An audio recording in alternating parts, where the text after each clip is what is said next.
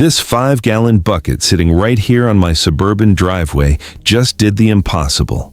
It produced more tomatoes than my neighbor's 200-square-foot vegetable plot, the one they spend all weekend tending. No garden beds, no tilling, and zero soil in the ground.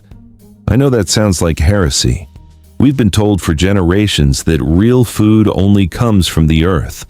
But as a specialist in this field, I can tell you the numbers don't lie. Last season, I ran a head-to-head test. Same seeds, same planting dates. Half in the ground, half in these buckets. 10 out of 10 crops produced more in the pots. Some tripled, one quadrupled. One single crop gave me 50 pounds of food from a container smaller than a trash bag. Today I'm sharing those 10 crops with you. You'll learn why they beat the garden, the exact setup I use, and the one harvest that truly shocked me. Before we start, drop a comment. Are you a container gardener or do you have a garden plot? I want to know where you're growing, and when you comment, tell me your USDA hardiness zone. That's the climate zone map that tells us how cold your winters get. Whether you're in Zone 5 in the Midwest, Zone 8 in the Pacific Northwest, or Zone 9 in Florida, this system works. Let's get into it. Here's something I noticed after watching dozens of gardening videos. Someone shows a beautiful garden. The plants go in. Then it fast forwards to a handful of vegetables. It looks great, but something is missing.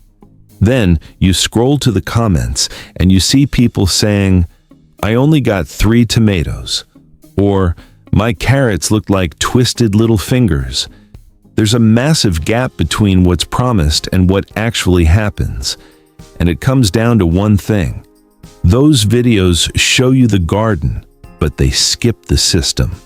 The garden is just the space, but the system is the container choice, the soil mix, the variety selection, and the feeding schedule. A garden without a system produces disappointment, but a proper system produces abundance. Today is about that system, no matter where you live. Whether you're dealing with the clay soil of Zone 6 in Georgia, the rocky ground of Zone 5 in New England, or the sandy soil of Zone 9 in Florida, this works. Let's start with radishes. Most people think they need deep garden soil, but they actually thrive in pots because you can succession plant them. In a garden bed, you plant once, the soil gets compacted, and you're done. But in an 8-inch deep window box with loose potting mix from your local garden center, you can plant a new batch every 10 days. Because you can pull one and plant another so quickly, one container can give you 20 harvests in a single season. That one box will outproduce a 50-foot garden row. Just remember to keep the soil moist. Radishes get woody and bitter the moment they dry out, especially during those hot July afternoons in Zones 7 through 9. Now let's talk about spinach.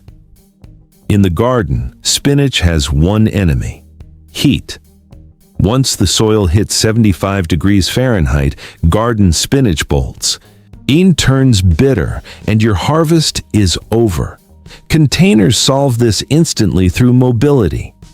If you're in Zone 4 or 5 in the upper Midwest, you can move your pots into the shade during those August heat waves. If you're in Zone 8 in the Pacific Northwest, you can bring them onto a porch for morning sun and afternoon shade. You're controlling the environment, not the weather. If you mix some compost into your potting mix at the start, you'll be harvesting fresh leaves from early spring until late fall. While the garden version, in most of the country, usually dies off by mid-July, especially in Zone 7 and warmer. Now let's talk about herbs: basil, cilantro, and mint. In a garden, they're at the mercy of slugs, rabbits, and weeds, but in containers, they're elevated and safe, getting the exact soil they need. And if you've ever planted mint in the ground, you know it takes over everything. In a pot, it stays exactly where you put it.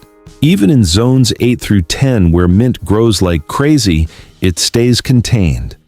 You get more leaves from one container of basil than a 10-foot row in the garden, simply because there's no pest damage or weed competition. Just make sure to harvest them regularly. The more you cut, the more they grow. Next, bush beans. Garden soil is usually too cold in the spring and too soggy in the summer, which leads to rot. If you're in Zone 5 in the Northeast, now you know the struggle of waiting for the ground to warm up. If you're in Zone 8 in the Southeast, you know the problem of heavy summer rains. Container soil warms up faster and drains perfectly, giving you faster germination and much less disease. If you use a 10-inch deep container and feed them every 2 weeks with a balanced liquid fertilizer, look for something labeled 5-10-10 at the store. Your beans will start producing 2 weeks earlier and give you twice as many pods as the garden. This next one surprises people, but carrots are significantly easier in containers. Garden soil is full of rocks and clay that force carrots to twist into mutants. If you've ever tried growing carrots in the rocky soil of Zone 5 in New England or the heavy clay of Zone 7 in the South, you know exactly what I'm talking about. But in a 12-inch deep bucket of loose, fluffy potting mix, they grow straight and perfect every time. To get that grocery store quality you see in the produce aisle, just sow the seeds directly and thin them to 2 inches apart. Keep that moisture consistent. Dry soil leads to cracked roots, but if you get it right, they'll look like a professional harvest, even in Zone 4, where the air is dry in Colorado, or in the humid Zone 6 and 7 in the Midwest. Containers give you control. Here, peppers are the same. Whether they're bell peppers or hot varieties, they love heat. Garden soil takes forever to warm up, but a black 5-gallon bucket absorbs the sun and warms the roots weeks earlier. In my tests, container peppers started producing 3 weeks sooner and yielded 3 times more fruit than the ones in the ground. Just watch out for drought stress, which causes the flowers to drop. Water them whenever that top inch of soil feels dry. If you're in Zone 9 or 10 in California or the Southwest during summer, you might need to water daily. For generations, we've been told that to grow food, you need land and space to spread out. But some crops actually prefer being contained. They evolved for loose, warm, well-drained environments, which garden soil rarely provides, especially if you're dealing with the heavy clay of Zone 7 in the Southeast, or the compacted soil of urban lots in Zone 6. Look at strawberries. In the ground, they send out runners and create a tangled, diseased mess. But if you use a 5-gallon bucket with side holes, a strawberry tower, you control the spacing perfectly. 9 plants in one bucket tower can produce over 100 berries in a season, while garden plants struggle to hit 20. That's 5 times the harvest. You just have to check the soil daily. These thirsty towers might need water twice a day in the peak of summer, especially if you're in Zones 8 or 9 in places like Texas or Arizona where the heat really kicks in. When it comes to tomatoes, specifically the determinate bush varieties, the ground is often your enemy. It carries blight and fungus that live there for years.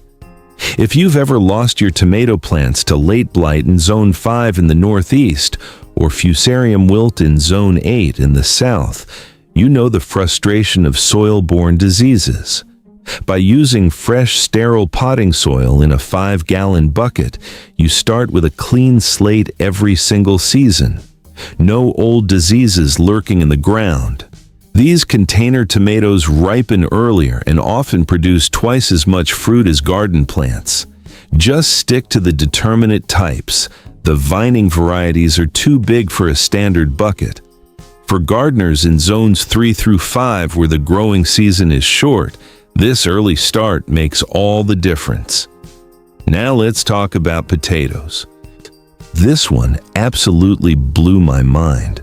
A single plant in the ground gave me 8 potatoes.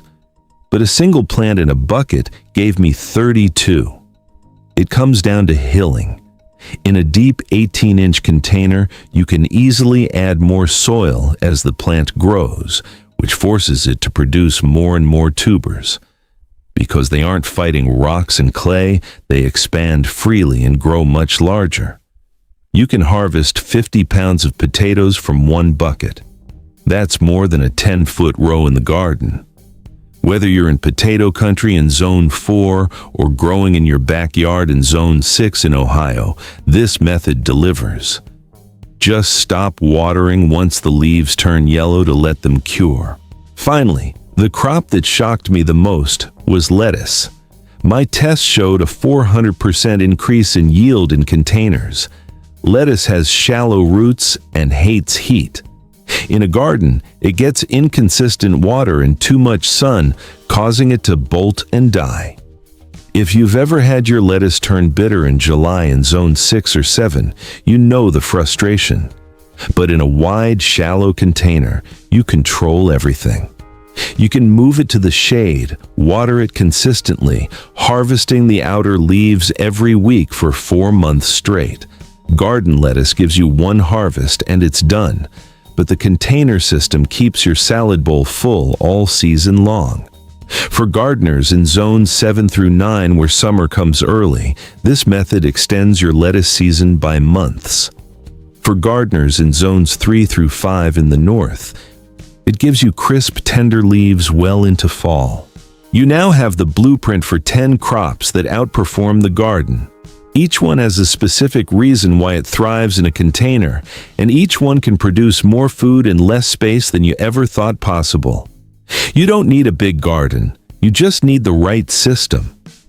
Whether you're in Zone 5 in the suburbs of Chicago, Zone 7 in the outskirts of Atlanta, a small apartment in Zone 8 in Seattle, or a rental in Zone 5 in Denver with no yard, this works. Start with one this season. Radishes are fast, herbs are forgiving, and lettuce is foolproof. Drop a comment and tell me which of these are you most excited to try. And what zone are you growing in? I want to see if you're battling the humidity of Zones 7 through 9 in the southeast, the short seasons of Zones 3 through 5 in the north, or the dry heat of Zones 9 through 10 in the west. If this changed your perspective on growing food, hit that subscribe button right here. We're here to help you grow more with less space every single week. Now, get your containers ready and plant something today. Your driveway can outproduce a garden, and now you know exactly how. Happy gardening. I'll see you in the next one.